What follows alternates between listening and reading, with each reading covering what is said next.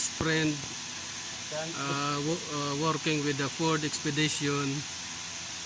He removed already the water pump. So I will show you the water pump, the new water pump, this one. The issue of this water pump is, this is new, not the issue. It is V6. Yeah. Remember V6? Yeah, basic cylinder. And this is one already, new one. So this is the gasket, the cell. So the issue of this is, Mr. Ayman, ada leaking the issue. Water leak. So water leak. Now starting removing the water pump. See, as you can see, it's very hard.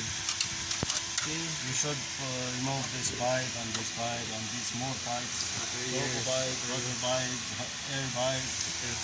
Okay. So now we will show you how to remove. This is a shortcut only, not exactly the step by step. This is shortcut because if you remove step by step, too much to remove. So as you can see, my friend removing the bolt from the water pump. So first thing you do is cool down the engine first, because if you don't cool down the engine, You will hurt your hand. your hand will burn. So now we will show you how hard to remove the pump of this model. This is Ford Expedition. So this video only advise and give tips, ideas, so that some technician, they have the ideas how to remove and how hard to remove. First thing you do, now you need to cool down the engine. Yeah. Second, you need to drain the water, the coolant, so that the engine will fast cool down. Yeah. Exactly. Now it's already completing, done removing the bolt. So this is my friend. This is Ayman, my friend. This is my close friend, my very best friend, my brother. Thank you.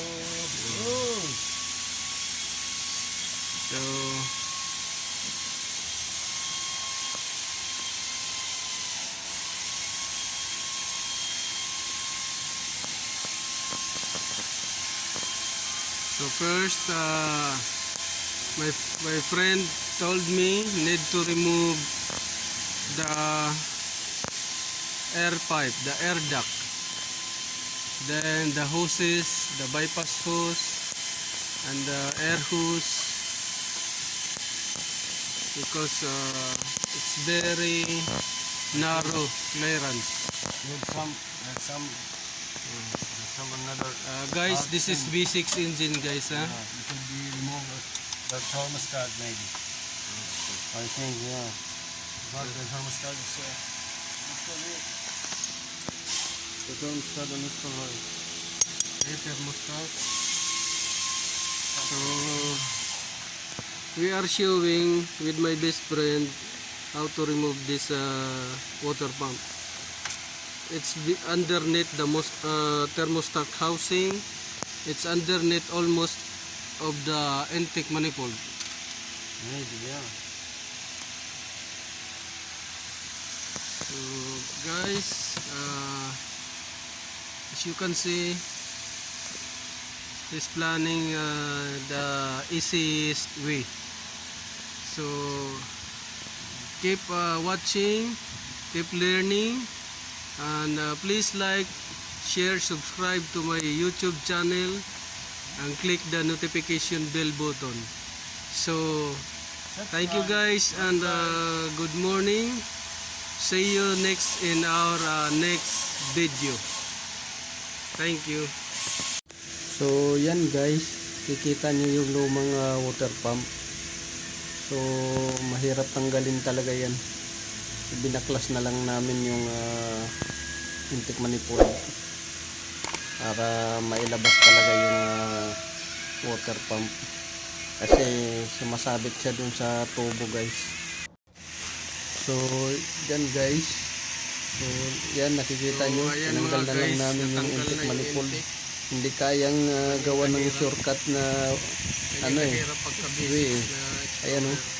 Nakabalandra yung return pipe yung ng intake. thermostat. Tapos yan yung intake manifold niya. So yan oh. Nakikita So nyo ayan wala mga ng guys, intake manifold. natanggal na yung intake. Tanggal na talaga. Mahirap Ganyan labas. Ganyan Ito kahirap yung ano eh, pagka-basic na with turbo to explorer. guys, V6 na Ford Expedition with turbo. So yan yung intake. Masikip siya pag may turbo.